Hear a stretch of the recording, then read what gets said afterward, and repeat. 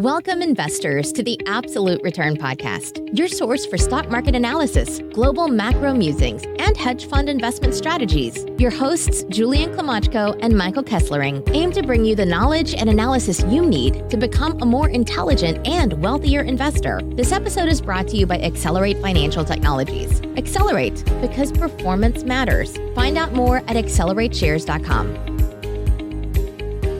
Welcome, podcast listeners, to the Absolute Return Podcast. I am Julian Klimachko. I'm here with my co-host, Mike Kesslering.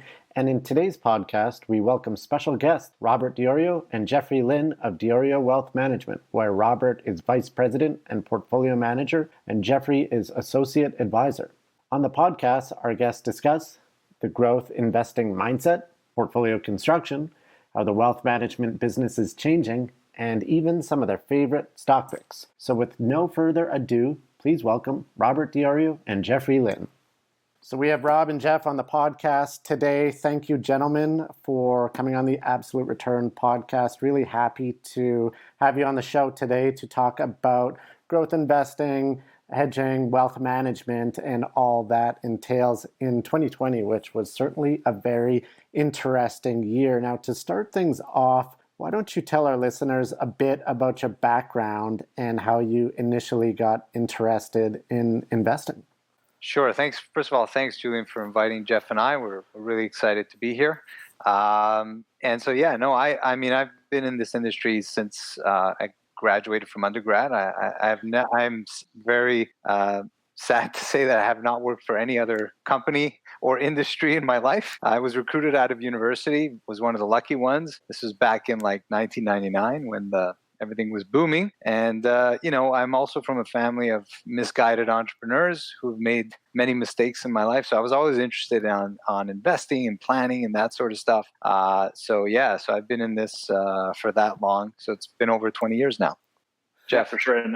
So I'm similar to Rob, actually. I started straight out of university. It was a little bit more recently for me. I started in 2014, so I'm a little more junior in the industry. I worked for Rob and the team, the entire time. My entire experience in the industry has been with him and here. I kind of started the first few years going after a little bit more, let's say, higher education. Did an MBA, did the CFA, got all kind of that formal schooling out of the way. That was a bit of a grind, studying full time for 3 years. Once that was done with, I'm glad to say that's behind me. I'd say what first got me kind of interested in investing was, I think my first experience with investing was, I think, what would it have been? I would have been just 18 years old. I had just opened my first direct investing account, and I had decided that at that time BlackBerry was very prominent in the world. They were reporting earnings that night, and I said, the last few times this has been really good, so I just blindly put in $1,000 or something into BlackBerry, and it was down 30% the next day. Oh no! So that was a big that was a bit of a shock, and I think it kind of got me hooked because I wanted to understand one, how I could have made that mistake, but then also just understand what makes stocks tick and that kind of thing. So I'd say that got me started on the path, and I've always kind of been interested ever since. Yeah, so Jeff, actually, I was just going to say that that was actually my first investment as well, was BlackBerry. And that very same thing that had happened to you, I believe there was about a month lag time in my case, but the exact same experience with BlackBerry. So we share that in common. We weren't wrong. We were just early. It was up 50% yesterday, I think, at one point I saw. But, we were just 12 years early. That's all. Yeah, exactly. Yeah, just 12 years. In terms of portfolio construction, how do you think about that in the context of your investing? So, portfolio construction is, for us, it's all about principles and methodology. We were really academic about this.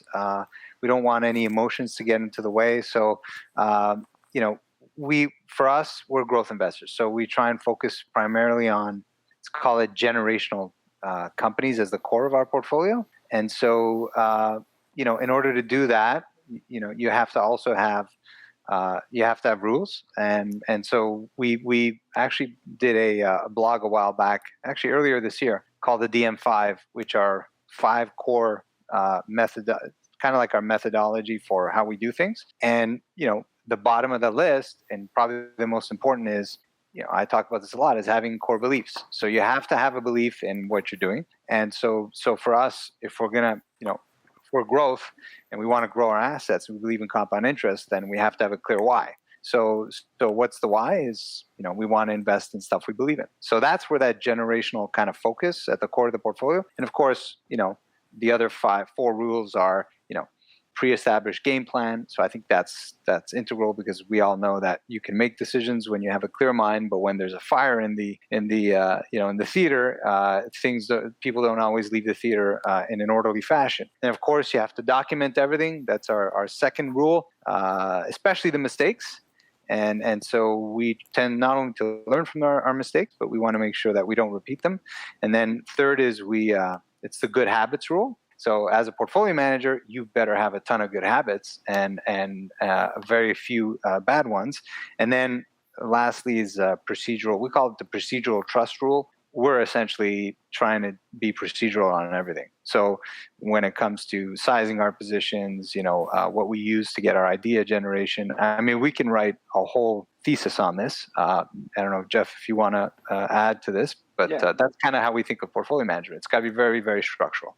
Yeah, I think it all kind of comes down to taking emotion and taking, let's say, on-the-fly decision-making out of the equation as much as possible, right? So have pre-established plans and rules kind of in place. I think, especially, when it comes to processes that you can do, there's always, a certain amount of needing to monitor what's going on and adapting to what's going on. But when it comes to things like, for example, clients who add new money or who transfer cash over or who open a new account, what's the plan for getting their money invested? If you start questioning and saying, well, now's not the right time, or market, things have been moving up for a while now, maybe we should wait. If you end up either waiting too long or you become kind of paralyzed by whatever's going on at the given time. So having rules in place, and we have kind of a whole system for let's say new capital deployment that we've developed in terms of time-based rules that'll say put X amount to work at these time intervals regardless of what's going on. So you're never sitting on your hands for too long not doing anything, but also allows us to give us a little bit of flexibility. We have some market-based rules, like if ever indices are 10% off the highs, then it's an automatic buy of X percent of capital. If it's 15, if it's 20, we have different rules in place to kind of, as much as we can, take emotion out of the equation. Yeah, and that's certainly an important characteristic, being systematic with respect to your investment process, having rules and procedures in place such that Q1 2020, specifically March, happens, the quickest bear market of all time. You don't have people panic selling, and you're trying to perhaps be somewhat counter-cyclical and capitalizing on the situation with built-in rules, such that the human brain isn't necessarily built to be an investor, because it always wants to do the bad thing, buy high, sell low, right? So having an unbiased and an unemotional approach certainly makes sense. Now, Rob, you indicated you're focused on growth investing, generational growth type opportunities. What do you personally find appealing about growth investing, and what aspects of it really resonates with clients? Yeah, so this goes back a long way. I talked about, Jeff talked about his experience with BlackBerry. I think of, my experience as a teenager analyzing. My mom worked for Bell Canada. She was an executive there, and she had a stock purchase plan, obviously, and she didn't understand much about it. So what did she do? She spoke to us about it. And of course, my brother, being in the medical field, didn't really care too much about it, but I instantly was interested. So I took the time to understand it. And as a teenager, I analyzed it. And then the first thing that occurred to me was, compound interest is the most powerful force in the universe. And so for me, it's been ingrained that you got to reinvest the dividends, because I saw what that can do with the stock plan. And I was shocked. I was absolutely shocked at the results, right? And so was my mother, by the way. And then it goes back to kind of the first book I read in the industry. It was not yours, Julian. Yours was very good, but it was, it was One Up on Wall Street by Peter Lynch, which I'm sure you're very familiar with. Yep. Oh, for sure. It's a classic. It's an absolute classic. Definitely recommended. Yeah, and it's it was the power of compounding and the power of these generational companies, and looking around you and having your eyes open to see what your kids are buying, what your wife's interested in, and then realizing, what's the TAM of that, and how big could this opportunity become? And so that to me, and you asked me, what do I find appealing about growth investing? It's the beauty of compounding, and not just compounding dividends. We're talking about 5x, 10x. It's that 10x, that feeling of doing your first 10x. And Jeff and I would tell you that's an awesome feeling. That's what really gets us going. And, and it's also aligned with our beliefs. So it's really a nice thing to do. Yeah, so I think like Rob mentioned, what kind of always made me drawn towards it was really the whole process of looking at companies, especially let's say more junior companies, and not necessarily small cap, but let's say mid cap or emerging spaces or emerging trends or developments and kind of in the world and how we live. Looking at companies that are kind of addressing them, trying to like reverse engineer, what's total addressable market, what's a reasonable percentage of that this company could capture, and then just work backwards and figure out, well, what does that equate to on like, with reasonable multiples in terms of what their market value could be, and then what their market cap could be, and then, work backwards and what's their market cap today and allocate capital that way. It's almost the simplicity to a certain extent. It's not that it's a simple process, but almost the simplicity of the idea behind it, or the structure of trying to find things that have the potential to grow into, multiple magnitudes larger than they are today down the line. That's kind of what always drew me towards it.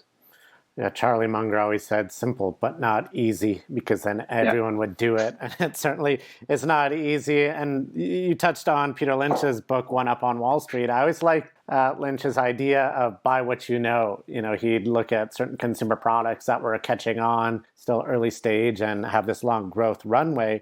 And one company that obviously is a massive hit with consumers and the stock market is Tesla. Elon Musk, an absolute rock star. I think the second wealthiest in the world at this point, just given his Tesla stock is worth over 100 billion or something crazy like that. Yeah. And it was just a new company, call it 10, 12 years ago. And certainly super successful, great products. I don't own one personally, but you see them out on the street and they do look pretty phenomenal with great reviews. And it's really somewhat of a battleground stock. I'm on Twitter and there's a ton of Tesla bears on there, short sellers, things of that nature. And then on the flip side of the coin, a few bulls on the stock, which obviously have been richly rewarded this year. I believe it's up over 500% in 2020, which is absolutely bonkers. So shooting the lights out in the midst of a pandemic and worth pretty much more than the entire rest of the industry combined nearly. So you have certain thoughts on Tesla. What do you think this story presents to investors? It's been a big winner for you. Do you continue to like the stock? Yeah, so Elon has a place in our hearts for sure. He's helped us compound some of that generational wealth. But again, we talked about generational companies. So when you think of generational companies of the past, you think of companies like Apple or Microsoft, who are still relevant today. But obviously the one of today that most people think of is Tesla. And so when you think of Elon, he gets on stage, when he unveils the Model Y, and we talk about car manufacturers, but really we all know it's not really a car manufacturer. And so what Elon does really well is he articulates, what he's excited about. And he's not excited about the model. He's excited about the move towards sustainable transport. And so he starts off, and as bad as a presenter he is, because he's terrible, he starts off every, unveiling with that.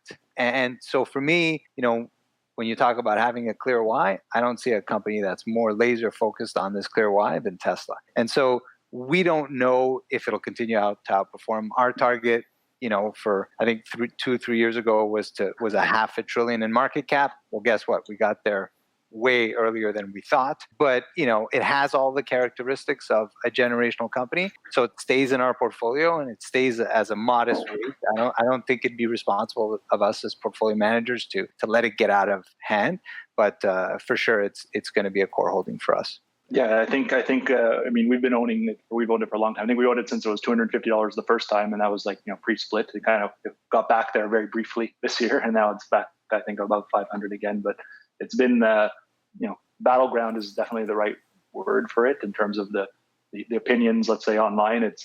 There doesn't seem to be many people that will kind of walk the neutral stance on Tesla. I don't see very many market weight or sector perform ratings on it, right? It's interesting. I mean, some people would have had you believe it's been on the verge of collapse essentially since it was since it was incorporated, since it went public, and other people would have you believe that it's got plenty of runway left to run. So I mean, for us, my current outlook on it is kind of, I'm positive. I've seen the whole comparison charts where you see the picture of Tesla's market cap on one side, and then you see all the other auto manufacturers together, all like in their own little squares together, being smaller than this giant Tesla square on the left. It's definitely something that I think there's what people are underappreciating to a certain extent is maybe the non-automobile manufacturing side of the company. So let's say energy storage, battery production, and kind of that whole side of things. I think it was Elon Musk has come out and said his stated goal is eventually that will be 50% of revenues. It's not even close. I think it's around 8% right now compared to auto revenues. So there's obviously, if he's right, and he's not necessarily always right on time, but he tends to, so far he's been right over time. If that happens, there's obviously a big market that they can continue to grow into there. It's growing around 50% year over year. I think the revenues on that side of things, you see all these utility projects that they're doing in Australia and France. I think even in Canada, I saw Alberta was buying like 50 megapacks or whatever their Tesla product is that are going to go in. And Alberta seems to be the last place almost that would have seemed interested in that, let's say, from on the surface level. But they're obviously getting involved in certain other projects. And there's the whole self-driving side. Are they going to eventually maybe be a manufacturer of batteries and supply other EV companies with their batteries and just make, not necessarily making cars, but still making profit on other cars, essentially, other manufacturers' cars. So there's other areas, and I think looking at it just solely as an auto manufacturer, it's hard to justify much more upside. But if you start to think of these other areas and other verticals that they can get into, it starts to become more interesting. But like Rob said, managing the weight, managing the exposure is key.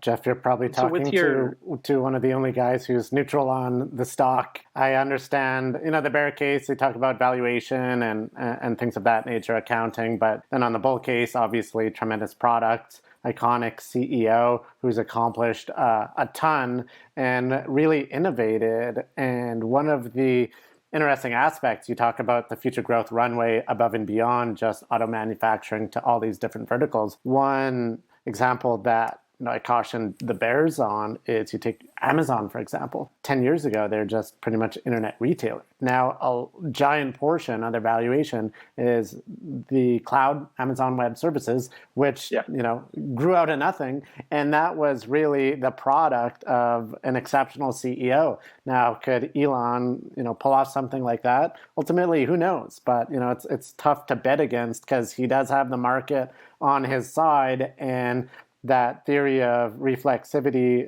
one by George Soros, comes into play, where it's not the fundamentals affecting the stock, but the stock affecting the stock influencing the fundamentals, such that the stock price has a great valuation. He has easy access to capital, and that can just boost the company's progress. Now, with that in mind, obviously, you guys are continue to hold Tesla. You like its growth prospects and outlook. What other areas of the market are you excited about? Could be sectors, could be specific names.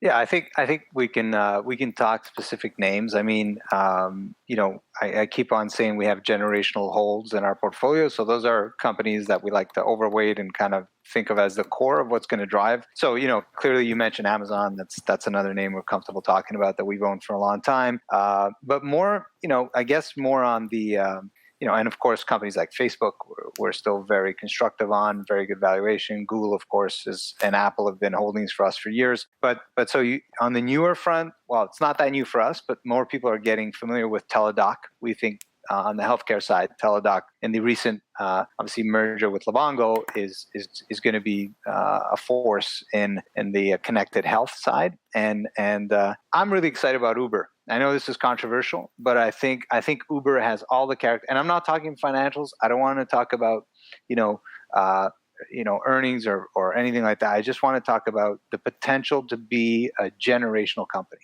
So Tesla for me resembles Apple.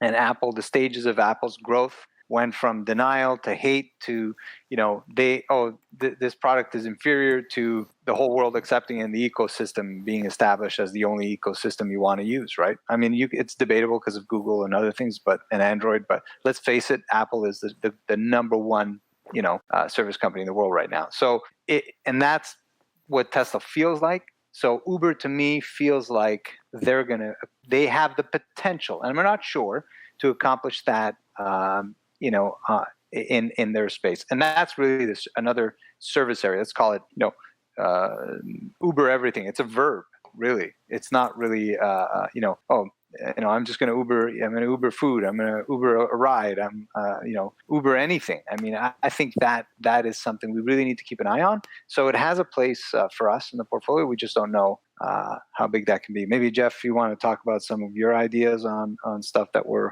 kind of bullish on? Or? Yeah, sure. I'll give a name as well. I mean, I think a trend, first of all, that is pretty interesting to me is the move.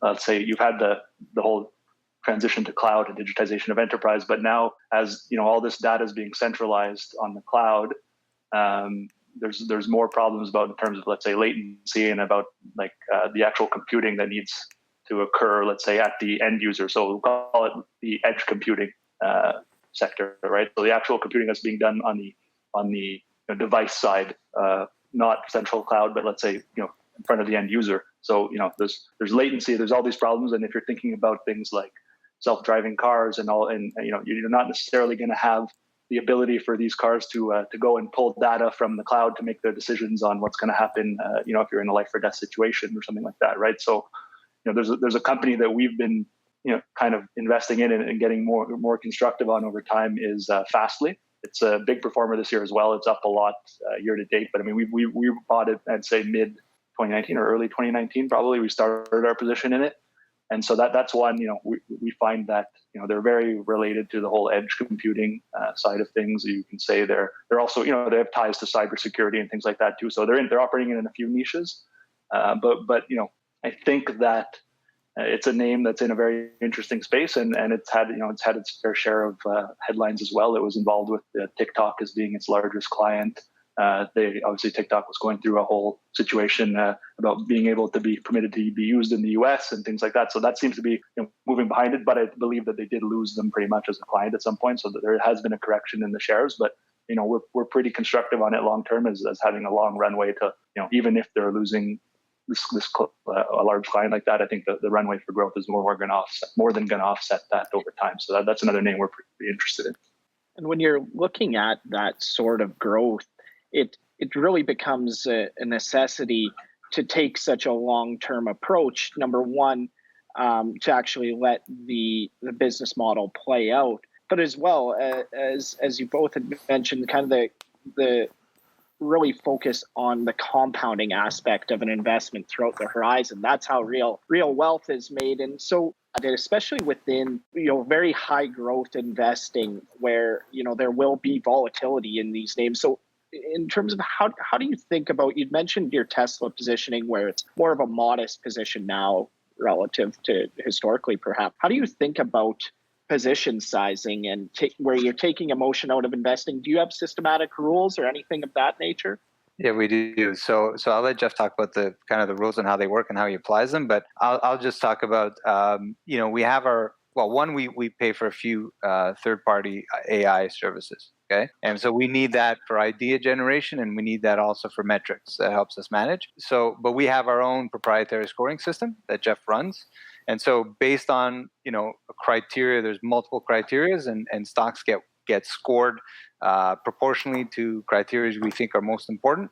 Some could be based on fundamentals, some on technical, some on other things. So I'll let Jeff talk a little bit about that. But more importantly, Mike, when you run a portfolio, because I love this question, it sounds like we're taking outsized risk. It sounds like we're investing in, we don't care about multiples. That's actually false. We do care. We're aware of them. And so you have to overlay, you have to have an overlay or a hedging capability when it comes to being a growth investor. So you have to be able to put on the brakes when things get a little out of hand. You have to be able to reel things in. And so the rebalancing process has to be unemotional. We talk about, humans being flawed. You guys, Julian didn't use that term, but I use it often. Humans are flawed. They make emotional decisions. They make very quick decisions, not based on criteria. So we don't want to be we want to have the pre-established game plan. So we do have the ability to hedge all of our portfolios. We did use that earlier this year. We were one of the lucky ones that had it on during the beginnings of the pandemic.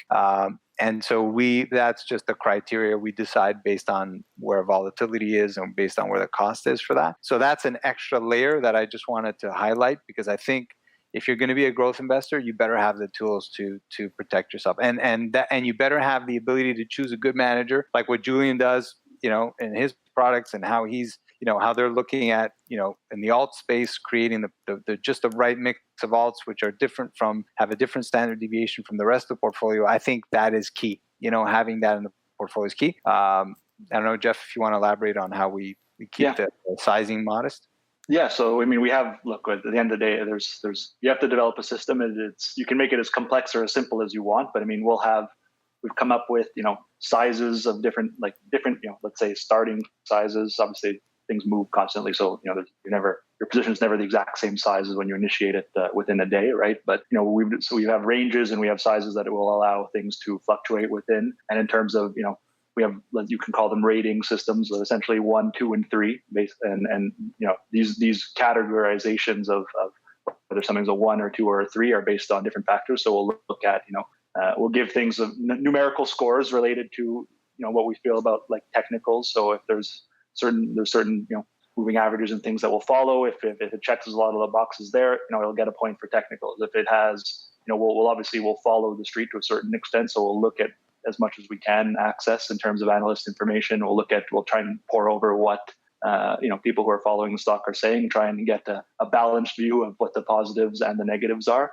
And if it checks, if we feel more compelled by the bull case, then it'll get a point for, let's say, coverage. Then it'll get maybe another point for, we'll kind of look at the moat that they have. How hard is it for competitors to enter in the industry and disrupt them? If it gets a point there, and as you accumulate these points, basically the number of points you're receiving, different ranges of the total will correspond to different ratings, and then those ratings will then correspond to sizing in our portfolio. And sizing will vary, obviously, if you're talking about a balanced investor versus someone who's all equity.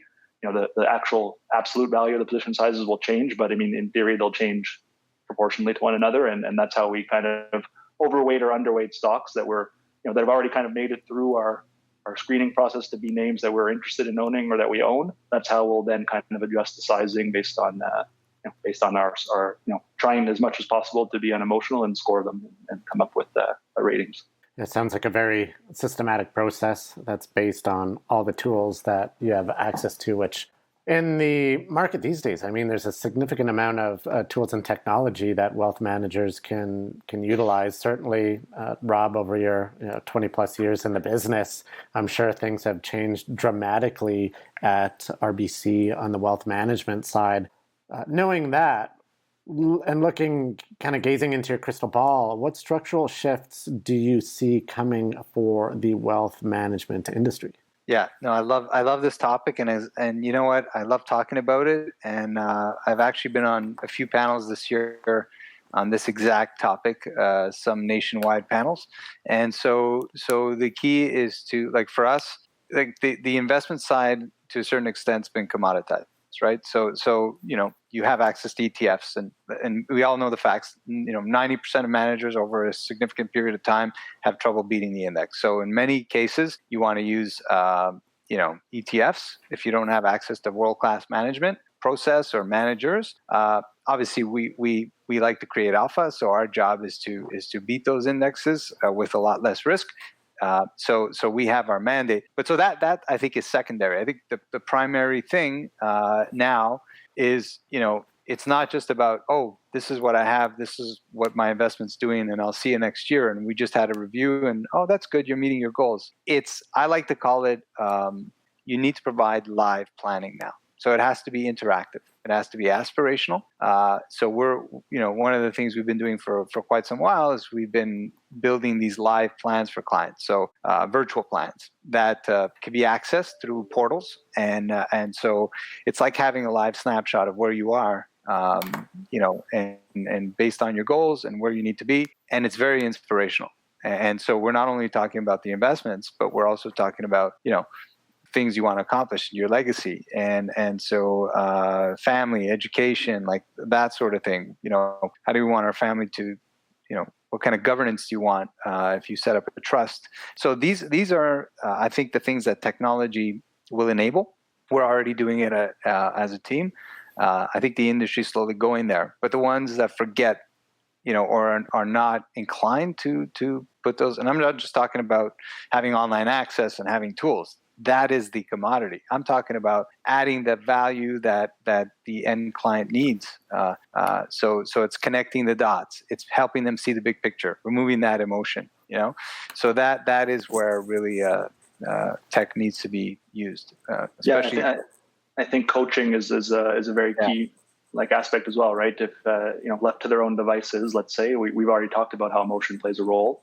So if you can try and be the coach of clients to try and get them through, let's say, the more difficult periods that will arise as you're being an investor, and the more difficult to live through periods or the more emotional periods, that's a huge value add. But also, further to what Rob was saying, the financial planning process is kind of outdated in that, and this is an analogy Rob likes to use often, is, you get a plan that's put down on paper, you sit down with a planner, you build your whole, your structure, and you lay out everything about your whole financial situation. They create a snapshot with projections and recommendations, but then, a year from now, either there could have been a change to values, there could have been a change to circumstances, and, that plan is kind of static, right? So if you can try and be like Rob said, live, I guess, or we try and always keep the plan or the roadmap, if you will, in place and up to date and kind of relevant to where the client is at any particular time. I think that can add a lot of value. And we're not just talking about projections, we're talking about, circumstances and things like that, but also constantly updating the projections based on, better than expected performance, worse than expected performance, always making sure that the client has a picture of where they're going to end up down the road. Right. And, it's really interesting observing the development of the wealth management industry over the past 5, 10, 20 years. It's really changed so much, where you mentioned that, the investment side of the business, is highly commoditized. You got index ETFs, this proliferation of various ETF strategies, asset allocation, a robo-advisor, all these different buckets that have really made the investment process simple, automated, and somewhat consistent in terms of expectations. So your role has really grown, far past just the investing side. You mentioned, weighting heavily on the planning side. How has, your role changed over time? And what do you think the main value add of a wealth manager is for, say, a high net worth client these days? So I think I kind of touched upon it, that AI makes today, and obviously, it makes everything, the small things, like kind of easy. But I think the big picture stuff is where, we need to kind of make an impact, right? So it's the decisions to get people to think about the harder issues. I'm not sure technology is going to help in that. I think I'm sure it will when it comes to client-facing tools and what the client can see. We have so many ways to, our business has changed dramatically. Like writing an investment piece or a blog, 10 years ago was a big deal. Today we blog constantly. We're constantly on social media. We're doing a podcast with you. We do webcasts all the time. We've done 3 this year. It's a given, right? So I think the big picture stuff, connecting the dots, is where we're going to have to. Our industry is really going to have to, sharpen the knife, I guess, and focus on that. How you deliver that, it's going to require expertise, understanding of what these people, believe in and want and need, and I talked about procedural trust. The procedural trust is key. You need to have procedures in place so these people know they don't have to think about, what's coming next, this quarter, next month, next year, what have we accomplished together? What are we going to do next? How are the kids going to get educated? The next generation going to get educated? How are the grandkids going to, like, all these things require procedures. Now I talk about methodology and procedures in portfolio management, but it could be easily applied to the wealth management side. And that's what we're really, really focused hard on our side. Great. Now, before I wrap things up on the podcast today, Rob and Jeff, I'm going to put you both on the spot. And I'm going to ask if you could hold one investment for the next 10 years, what would it be? It could be a stock, could be a sector, it could be a strategy. What are your thoughts? I don't know. I guess I'll take it and I'll let Jeff wrap it up. But the easy way out would be to say small or mid cap growth. I think that's an easy one because you have the kind of companies that have the potential to be added to the index or added to NASDAQ or added to that have the ability to grow 10x, and so if I had to just pick a sector, I'd say that small to mid cap growth would definitely be my pick. But then if we had to talk individual companies, we mentioned many of them on this podcast. I mentioned Uber, but I think if you're gonna, I think Jeff would probably agree, and he brought this to my attention. Just if you're gonna go with the best company or the one that you think has the best best return over time would be Amazon for sure. Jeff, would you agree with that? Yeah, I'd say Amazon. If I had to pick a single company, I'd probably say Amazon, just because you can talk about let's say potential for some of these more small to mid cap names to grow, but I think if you're going to really not be restricted from buying or selling it, or if the story changes, or if an industry evolves away from a company, there's always that kind of risk. So I have a hard time saying buy one of those and don't look at it for 10 years. But Amazon, I think at this point they've reached a point where if ever they do see opportunities or they've already kind of proven, like we talked about earlier, their ability to somewhat be nimble and to adapt the business model and to open new avenues for growth. With their current size, I think if you're talking about something that has to be a single company just to allow wealth to compound over the next 10 years, I would say Amazon. But in terms of just to go further with what Rob said about small or mid cap growth, I would say even rather than just the style, go with a manager or a thematic ETF in some kind of theme, whether it's technology or something. This one maybe more actively managed that's in that space, because I think small cap and mid cap especially is it's easier for good managers to add value in let's say those areas. So it's a lot easier for a company that's a $2 billion market cap today to become a 10 billion than for Amazon at $2 trillion to become 10 trillion, probably just because of the law of large numbers at a certain point. I think it's noteworthy to mention that Amazon, a 10x on Amazon, it becomes a $20 trillion company. That's unheard of. But then again, anything's possible, right? Yeah, perhaps that will be normal in 20 years or so. Who knows where things are going to go, but truly appreciate your insights on wealth management and growth investing today. Before I let you go, where can investors find out more about you guys, what you guys do at Di Iorio Group?